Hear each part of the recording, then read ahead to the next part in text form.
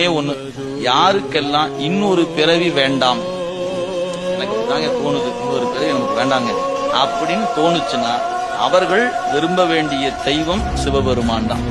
அவர் ஒருத்தர் தான் இன்னொரு பிறவிக்கு போக நம்மளை காப்பாற்ற முடியும். நீங்க வேற எந்த தெய்வத்தை கும்பிட்டாலும் நீங்கள் பிறப்பதும் இறப்பதும் தவிர்க்க இயலாது. இதுதான் நூல்களை சொல்லப்பட்ட சத்தியமான வார்த்தை. எனக்கு இன்னொரு பிறவி வேண்டாம் என்று எண்ணம் எல்லாருக்கும் வராது. எங்க இருக்க அத்தனை பேருக்கு அந்த நினைப்பு இருக்குமா என்ன?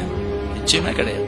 நம்ம அவங்கவுக்கு வேறு வேறு எண்ணங்கள் இருக்கிறது, வேறு வகையான நினைப்புல ஓடிக்கொண்டு இருக்கிறோம். யாருக்காவது எனக்கு இந்த பிறவி போதும், இன்னொரு பிறவி வேண்டாம் என்ற எண்ணம் வலிமையாக இருக்குமானால் அவர்கள் விரும்ப வேண்டிய தெய்வம் சிவபெருமான் தான்.